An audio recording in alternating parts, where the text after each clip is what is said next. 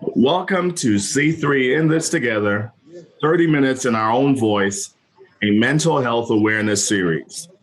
Today, our topic is men, mental health, and the barbershop.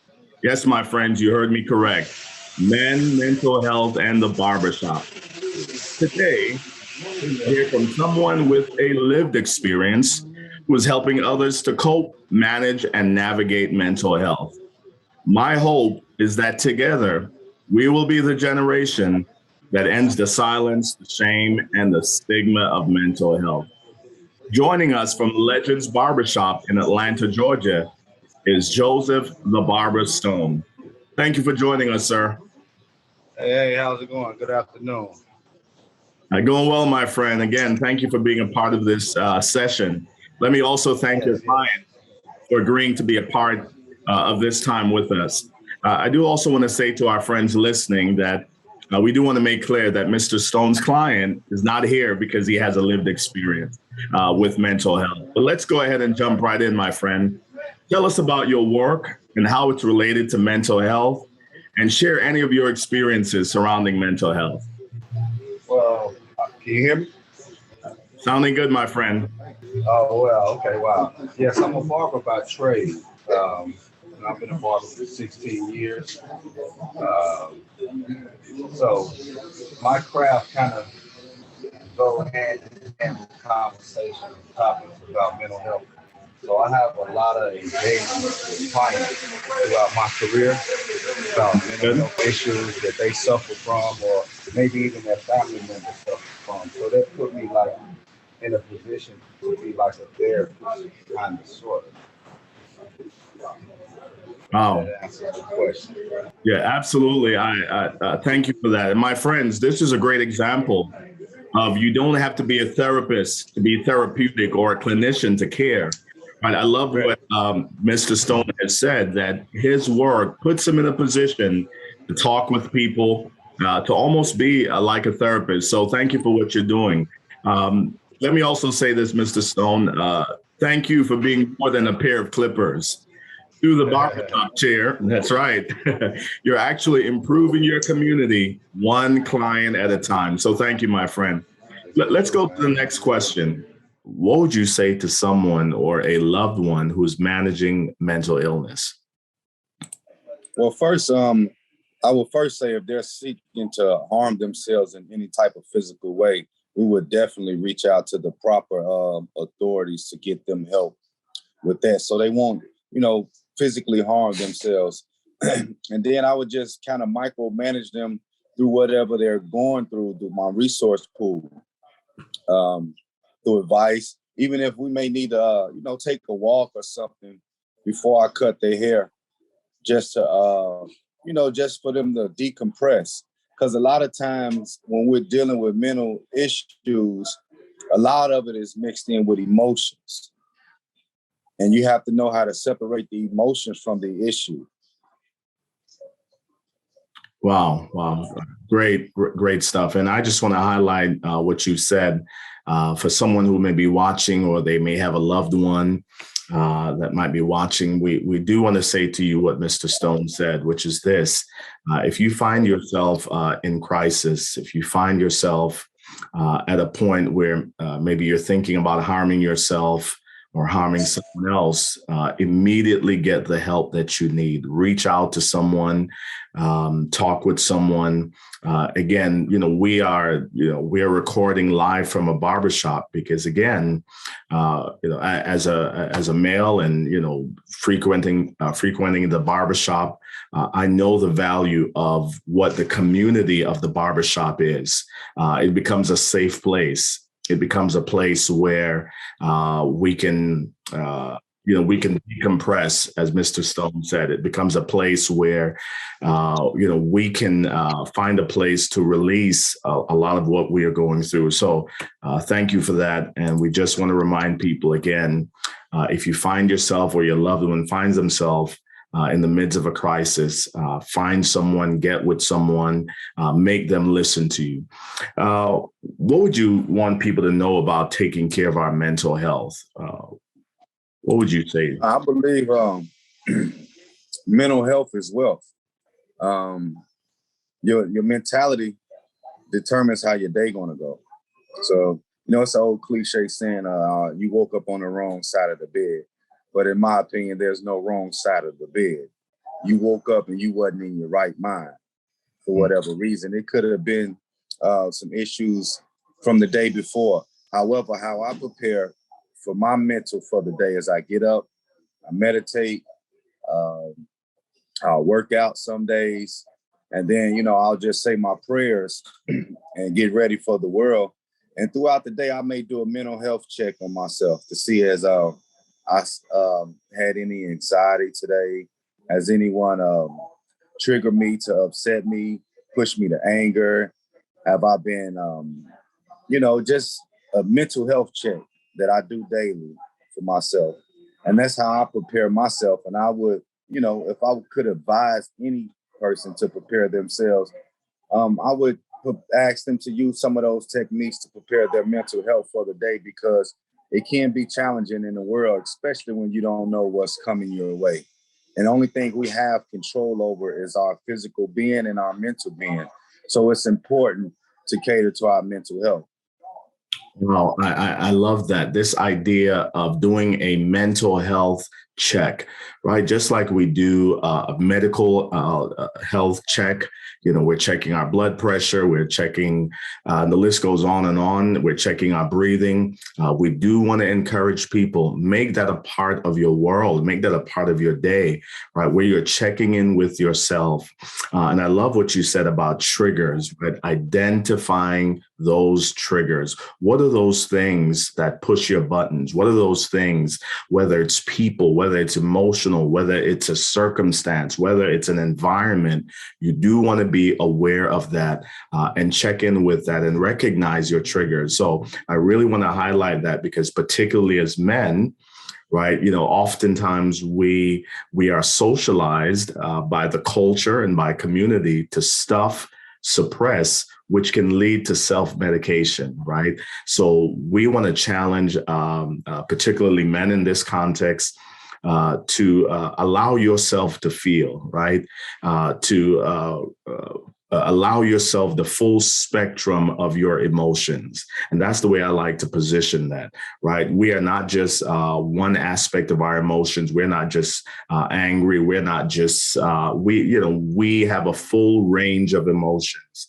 And my friends, I just want to encourage us to fully experience that. I'll say it this way. Number one, feel what you feel, right? Don't let anyone tell you not to feel. Feel what you feel. Then the next thing is, talk about what you feel, right? When you talk about it, when you deal with it, you're able to tame it. So thank you for that, my friend. Yes, no problem. No problem. What do you want people, particularly men, to know about mental health awareness? Particularly, again, you see men, you see a lot of young men, and can you speak to that as well? Speak to the importance of mental health awareness for children, and of course for men. Well, for men, it's important because, man, we're the ones that leads the families into society. So it's important for our mental health to be intact, because if our mental health is not intact, those that fall up under our leadership pretty much will, they either would adjust to our mental capacity or they will rebel against our mental capacity. So that is very important, because we can live in a house with our children as parents and not knowing that our child is going through a mental crisis, because they may tend to hide it through video games or sports or what have you, or anything that adolescents may hide their pain through, right? And sometimes it can be over excessive eating candy, and you think, well, they're a child, they're just wanting candy. But that's how they deal with some of the mental issues. And a lot of times coming from, our communities, right? We have no experience in counseling, nor any experience in seeing signs of mental health. When I was coming up, it was always, ain't nothing wrong with that boy. He just need a butt whooping, right? But, sometimes that's the case, but majority of the time, that's not the case. It's something mentally going on. So I would advise anyone that's listening, whether it's male or female, pay attention to your children. Pay attention to their habits. Pay attention to the things they're involving themselves in, because that can be a sign that they are going through a mental health issue. Well, I love what you said, and I'm going to steal that out. I want to make sure I got it correct. You talked about the importance of us as males taking care of our mental health as we serve as, most often as the leaders in the home and community and society, depending on what the setup might be. But you talked about this, and I like this, that people will either rebel or adjust to our mental health capacities. Man, that was deep. And I'm stealing that. And I may or may not give you credit. I just want to let you know that. But that is so true, right? The tone that we set, right? I often say it this way, we need to set the tone. We need to set the temperature. In fact, another way of looking at it is, we need to be a thermostat and not a thermometer. And think about it, right? A thermostat sets the temperature, but a thermometer responds to the temperature, right? But we need to be the ones that set the atmosphere and the temperature of our homes, of our communities, and ultimately our society. And then the other thing I want to highlight, really important, is what you said about listening to our children. Right. We want to be tuning in and being aware of what's happening with our children. So often, as you said, people will dismiss what's happening to children, but keep in mind that children are a little version of ourselves. And can I say children are a little version of ourselves? So what we are going through as adults, they're going through as children, right? As we're navigating the global pandemic, the cultural issues, the racial inequities, the social injustice, the mental health issues, that's impacting our children as well. So please, as Mr. Stone has said, the barber, the great clinician, please check in with your children, listen to what's happening with them. Crisis can trigger trauma, and if trauma is not addressed, it can lead to a lot of things: internalizing problems, externalizing behavior problems, things like anxiety, depression, insecurity, suicidal ideations, suicidal attempts, hyperactivity, hypervigilance, and the list goes on and on. So please, my friends, and I'll say this one last thing surrounding our children, that I always tell people: children are the expert in their stories. And I want to say it again. They are the expert in their stories. So listen to what they're saying. Listen to when they say stuff like, I have a stomach ache. It could mean their way of saying, I've got anxiety. So let's begin to wrap up, my friend. I know your time is valuable and you've got more clients and you've got to do your therapy work there in the barbershop. But how can people reach out to you and tell us about your work with the Confess Project? Well, I can be found on all social media platforms under Joseph_Stone.Senior. My work with the Confession Project, I've been working with them for about 4 years now. Our barbershop is centrally located downtown Atlanta. So it's a central location where we get a lot of, people that have mental issues. So with the Confess Project, it's a partnership. They trained me on how to adequately deal with men, women, and children, mostly men and children, which are boys, on how to, engage, counsel, give resources on how to deal with these type of individuals. The Confess Project, man, it's just been a blessing to my life because it kind of helped me through some of my mental issues that I was going through when I first met these gentlemen, man. And it's just awesome. It's just awesome. They do a great deal of good things with the barbershops throughout the country, man, with mental health. Wow. I'm amazed by that. And of course, I've done the research and we've done some work through the National Alliance on Mental Illness with the Confess Project. But my friends, I want you to hear that what's happening within barbershops across the United States. Barbers are getting trained in recognizing and responding to mental health conditions. Man, I hope wherever you are right now, you're putting your hands together, you're applauding, you're yelling, you're shouting, you're screaming.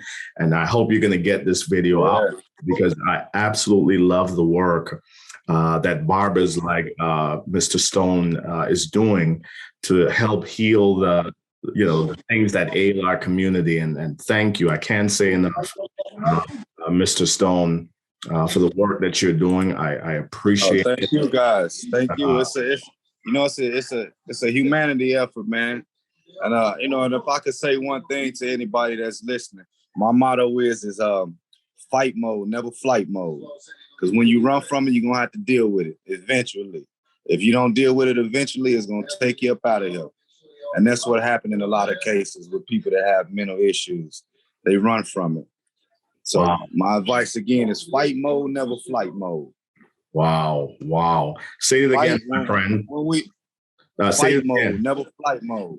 Wow. When we fight, you take on the challenge. Wow. When you flight, you run from the challenge. Fight mode, never flight mode. I love that. Right. And we want to say that to those watching and those that you're going to share this video with. Right. If you don't deal with mental health, your mental health, it will deal with you. As we begin to wrap up again, thank you, Mr. Stone, Joseph, the Barber Stone, for all that you're doing to end the silence, the shame, and the stigma of mental health. Man, I can't tell you what this means to me. Again, as someone who, of course, this is all I've done is been in the barbershop, right? By the way, I need to get a little shape up right here. So I'm kind of embarrassed. I'm kind of embarrassed that I didn't get the chance, but it's not looking too bad. But as a male who, this has been my world, I can tell you that we find safety. We find the barbershop to be a safe place. Just like we find the basketball courts to be a safe place, just like we find faith, religion, spirituality, we find that in the barbershop. So again, thank you for what you're doing. More information about the Confess Project, and by the way, the Confess Project, it's America's first mental health barbershop movement.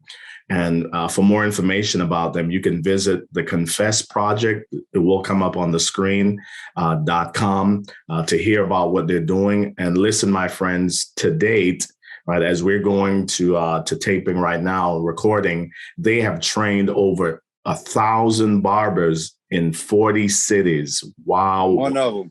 And Mr. Stone is one of them, right, to recognize, respond to mental health conditions in our community. Also want to remind you, for more resources about mental health and mental wellness, I invite you to visit our website. That's going to come on the screen, c3inthistogether.com. Also, if you've been impacted by this video, please hit the thumbs up button, subscribe to our YouTube channel, C3 in This Together.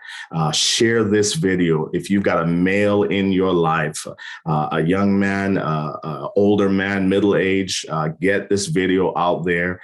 Comment on this video and let us know how this video has impacted you, so that together we can bring hope to others. We also want to encourage you to take our 21-day Thankfulness and NextGen Hope Challenges. Thank you again, Mr. Stone, for all that you're doing. Thank the barbers there all across our cities. And I'll say this final thing. I mentioned it earlier. You don't have to be a therapist to be therapeutic. You don't have to be a clinician to care.